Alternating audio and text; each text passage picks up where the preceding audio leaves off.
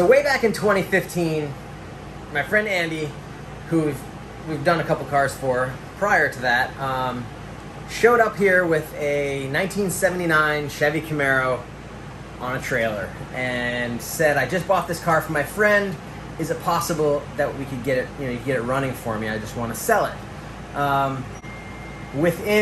So he dropped it off the trailer. Within an hour, kind of like just looked at it and realized that the firing order was wrong. So we changed some spark plug wires around, fired it up, the thing ran perfect. Didn't smoke, didn't leak oil, nothing.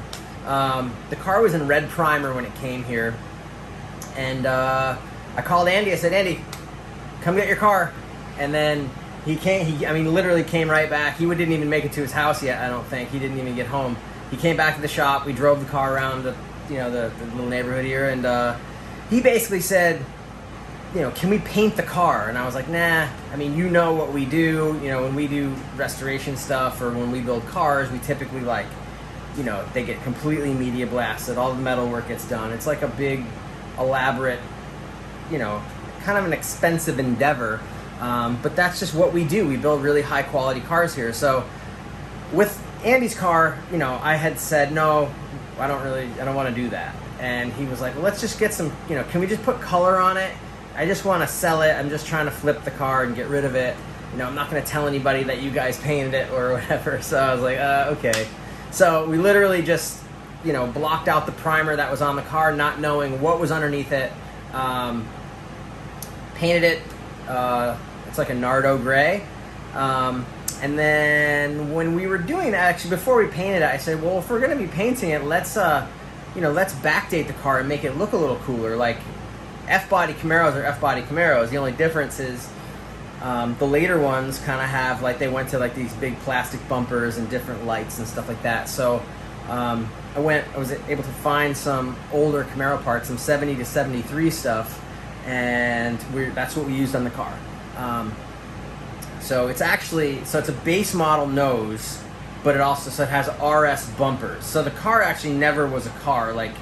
The fact that there's just two single round headlights in the front, and then with a split bumper, the split bumper was only on RS's, which had 4 headlights in the front that were all separate or whatever. So anyways, I don't want to bore you with that. But so we painted the car, made it look cool. While it was here, we ended up doing Ride Tech suspension in it and some wheels and tires, just to kind of make it cool. And again, this was just to sell it. And Andy drove it around a little bit and really liked the way that it drove with the Ride Tech suspension.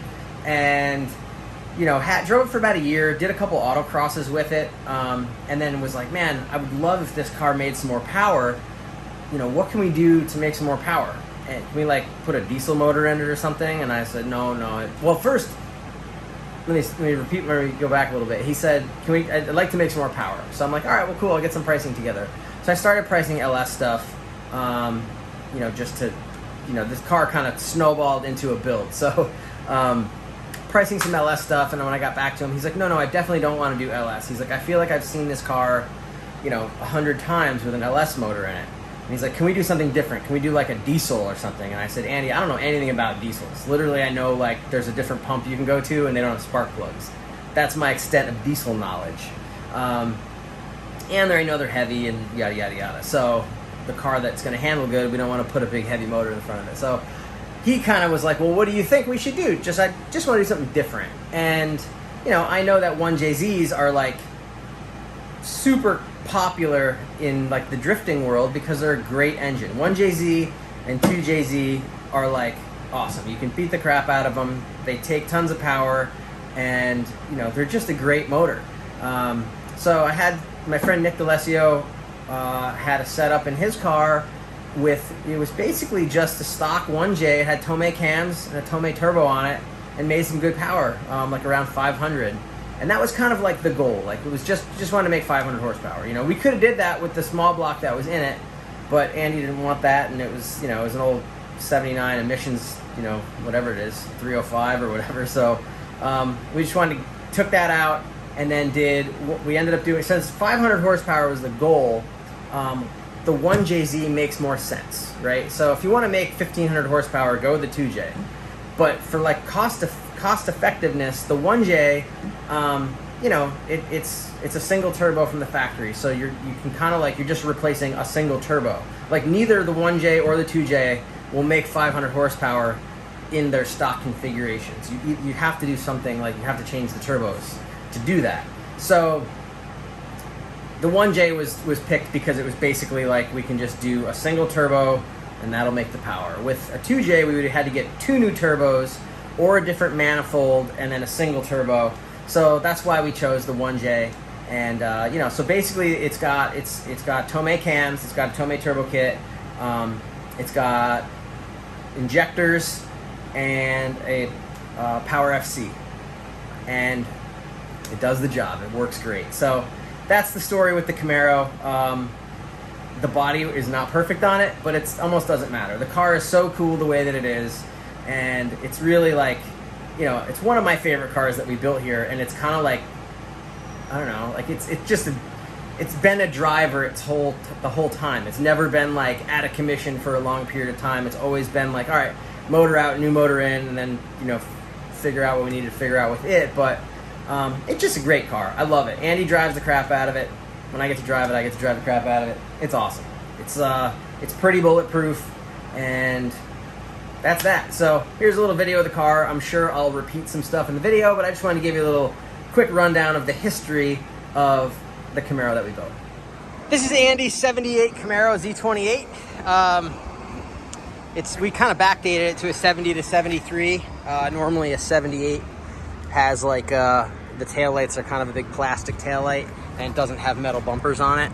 Obviously we did a rear diffuser.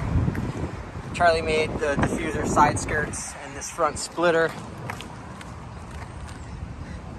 We also backdated the nose. So actually the 78 hood, this is 78 hood. So the hood's the same, but 70 to 73 is different fenders and then like the whole front, you know, like the front grille and stuff. This has all Ride Tech suspension, and kind of what makes this car a bit different is the fact that we did a 1J VVTi with a Tomei turbo setup on it. It's a little dirty right now, but Andy drives it, and that's why we built it. It's got big Willwood brakes on it. These are Cosmos wheels. I had to machine the center bores on these to fit the GM, to fit over the GM hub, but yeah.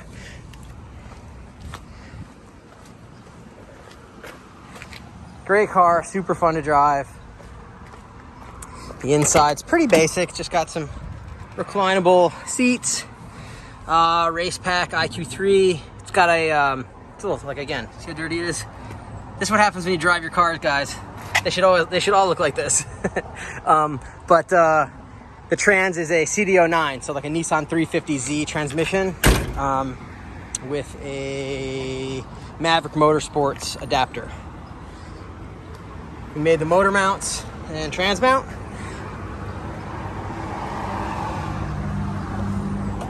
It's running on a Power FC, and it runs great, it works well, and it's got Tomei cams as well. Champion radiator with the Durell fans and shroud. This is one of my favorite cars because it's such a fun, usable car, and it's kind of cool. You know, it's cool looking. It's you know, it's kind of has like sort of Japanese styling, and Andy has lots of fun with it. And every time I get to take it from him, I always have lots of fun in it too. So.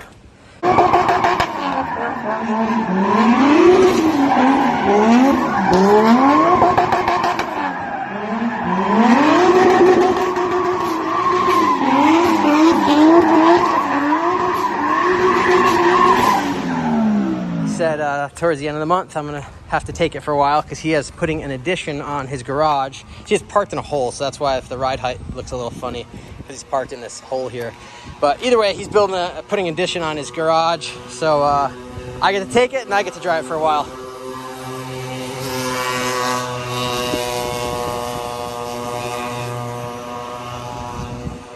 And that, folks, is what happens when you drink and drive.